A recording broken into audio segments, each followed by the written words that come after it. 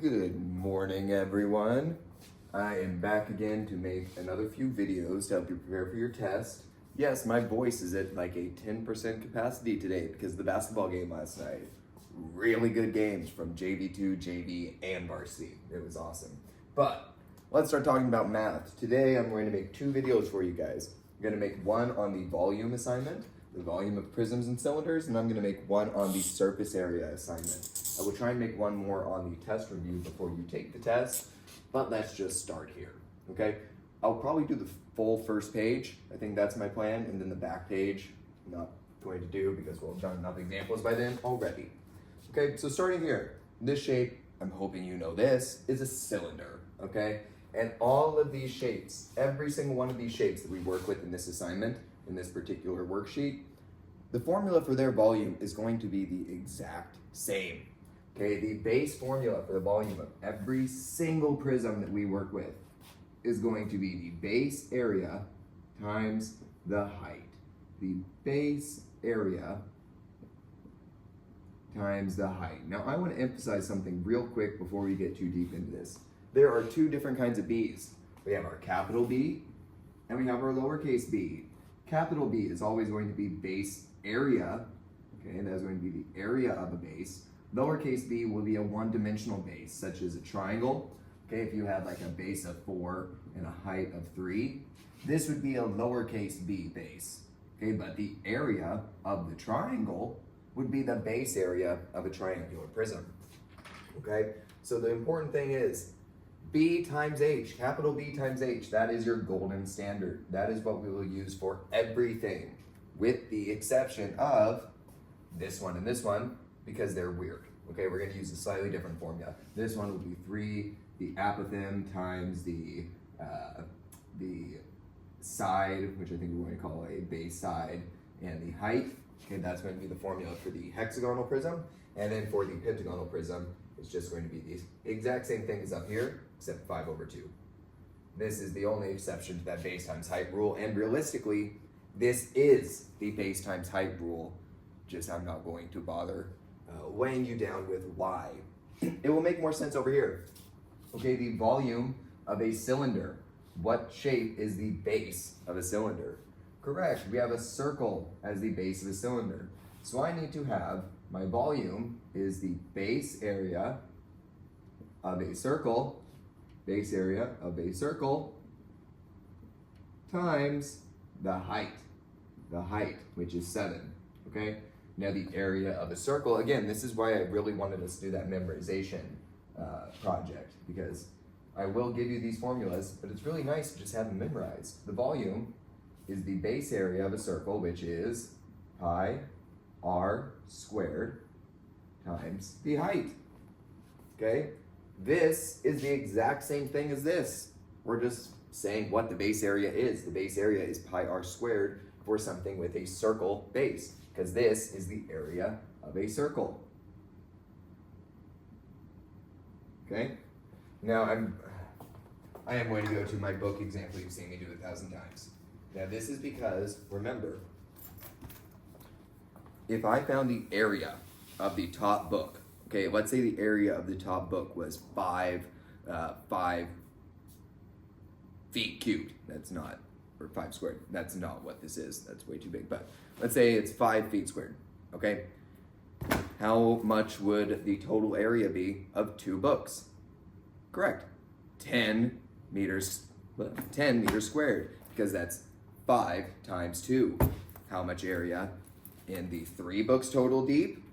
That's going to be 15. Okay, 5 times 3, and 5 times 4 is 20. That's because we're multiplying the area at the top and all of the layers that it's covering below. Okay, it's the area at the top and all the layers going down below.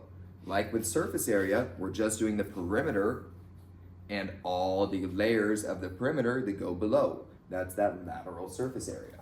Okay, so sorry for those of you that I think your books were prominently displayed with your name on that, but oh well.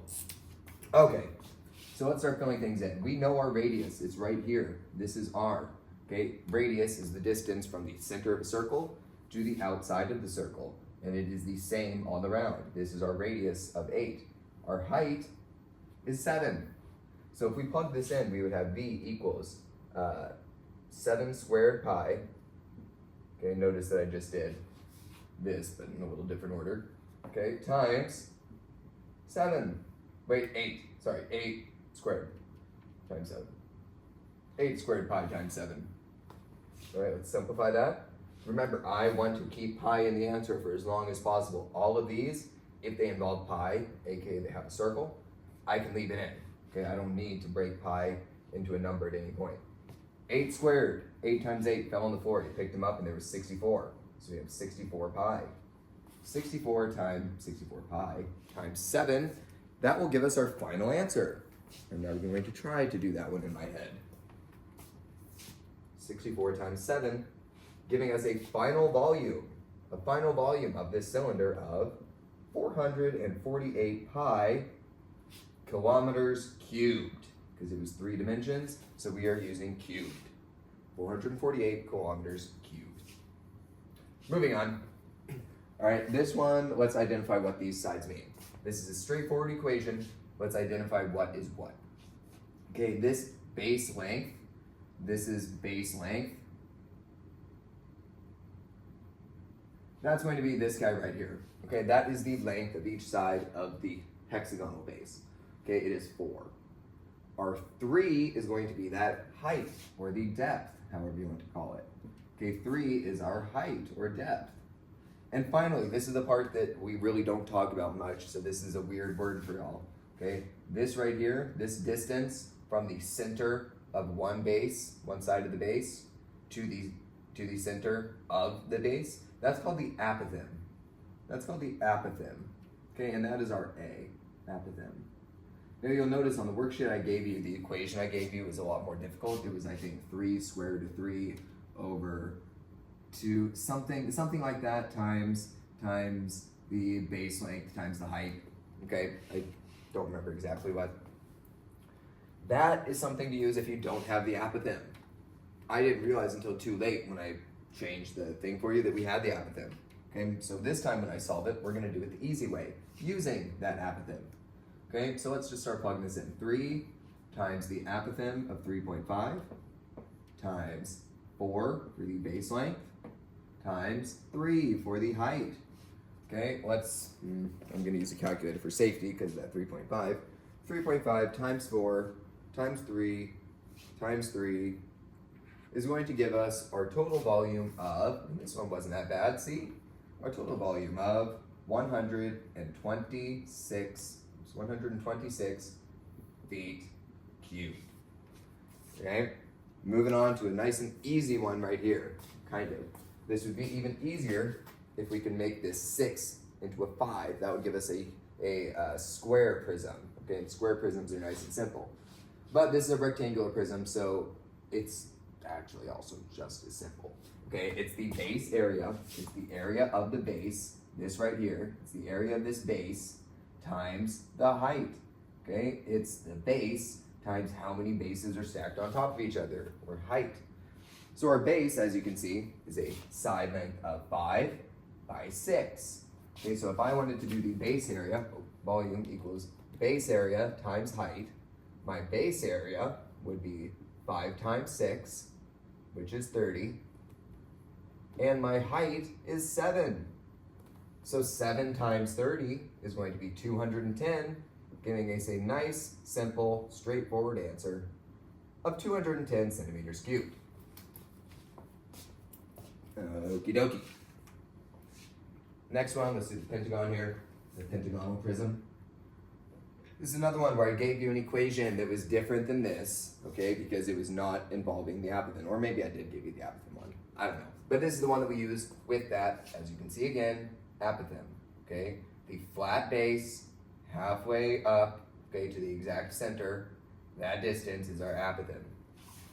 So I would set this up, just filling in our spaces, 5 over 2, okay, 5 over 2, A is our apothem, 5.5, times our base length, which is 8, times our height, which is 8, and then your calculator. Okay, to do this, I would multiply each of these 1 by 1 together. So 5.5 times 8, enter, times 8, enter.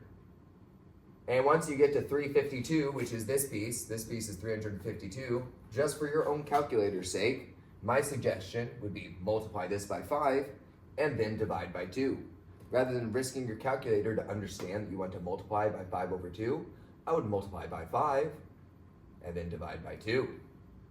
That gives us our final answer of a volume of 880 inches cubed. Well, would you look at that? Not too bad. Okay, we got the first 4 done. Pretty straightforward. I'm going to run back to the computer and move the screen down. Unfortunately, you can pause videos, so I don't feel bad erasing everything right now. And as you wait for me to erase and to get back and change the screen, work on your multiplication tables before our first Squid Game coming up after the test. Yes, the first Squid Game will be directly related to your ability to do multiplication tables. Okay. Yes, my whiteboard needs a deep cleaning, obviously. Okay.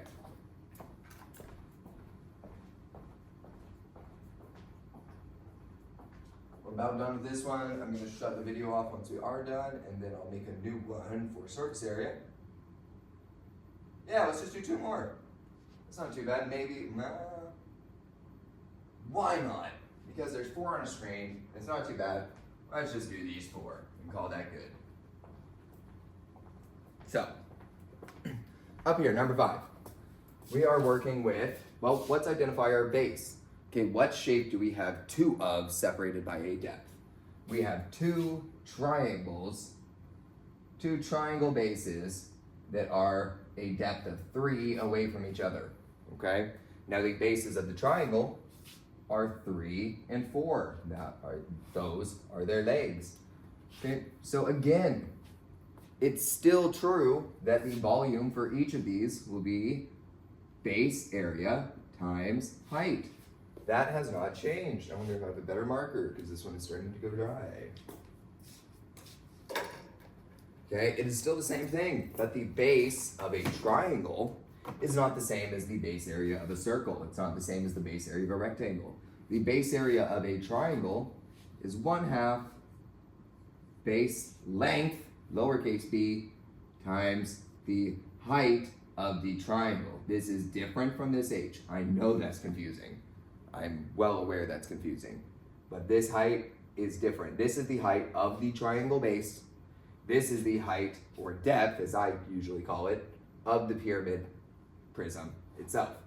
Okay? So the base leg, you can pick either. The base leg can be 4 or 3. It doesn't make a difference. The base leg, let's say it's 3. Okay, so we have 1/2, 3 times our height of the base, which is 4. Okay? 3 times 4 is 12. 12 times 1/2, or 12 divided by 2, is 6. Okay, so our base area of this triangle back here, this little triangle right here, that is 6. Now we must multiply it by the height, and that's it. Yes, I'm losing my voice. I will take away points if you mention that voice crack ever again. Okay? It is 6 times the height of the depth height of 3. Okay, this is the other height. I know that's confusing. Now it's time for the other height, the depth. I'm just not going to change this to depth, okay, when I always have it written the same. Even though I call it depth, it would be ridiculous for me to suddenly change this to D, just to make that point. Okay, so we're doing 6 times 3. That gives us 18, and yes, that is our answer. 18 feet cubed, that is the volume of that prism. Okay, back to a familiar one. We have a cylinder. A cylinder is, again, base area times height. Our height's obvious, it's 4. Our base is a circle, so it is pi r squared. R is 5, so we have 5 squared times pi times our height of 4, and that's it. 5 times 5 is 25. 25 pi times 4 gives us an answer of 100 pi and inches cubed, because this is 3-dimensional volume. I told you guys, it's not that bad once you get in the routine. Once you start understanding the formulas, okay, it's really not as bad as you think. Here's one of the last weird ones, a trapezoid. Okay, boy, we're gonna see if I can remember the formula for a trapezoid off the top of my head. I'm like 90% sure this is right.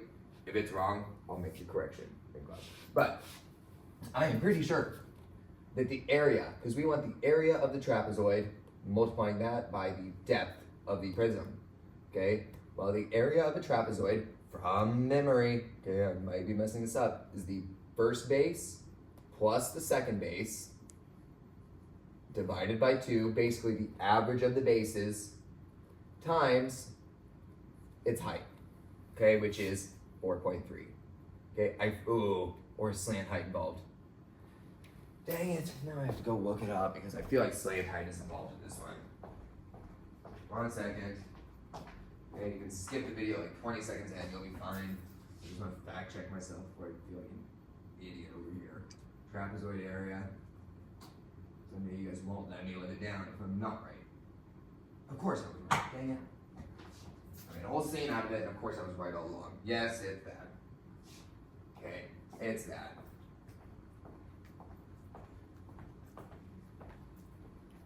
So, we have both bases added together. We do not need this slant height after all. This is excess information.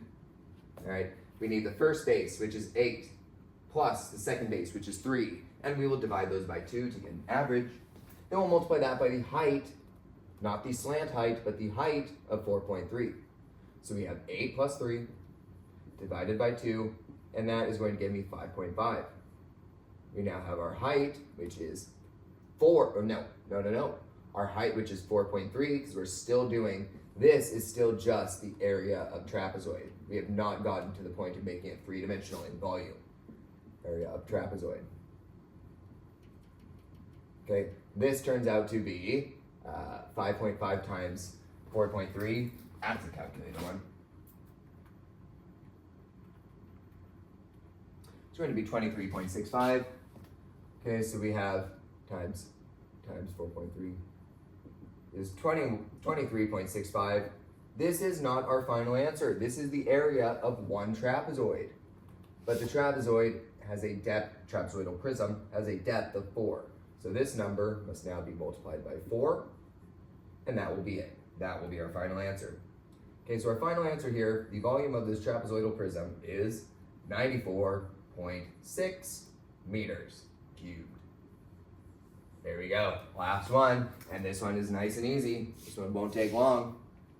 What is our base? Our base is a triangle. Okay, so I need to take our triangular base, which I do have the components of. I know that one side is 4. Okay, if this is the 90-degree angle, we can tell that this is the 90-degree angle because it matches down here. Okay, this is 4, a leg, and the hypotenuse right here, okay, the hypotenuse is 5. That does not exactly give us a base times height.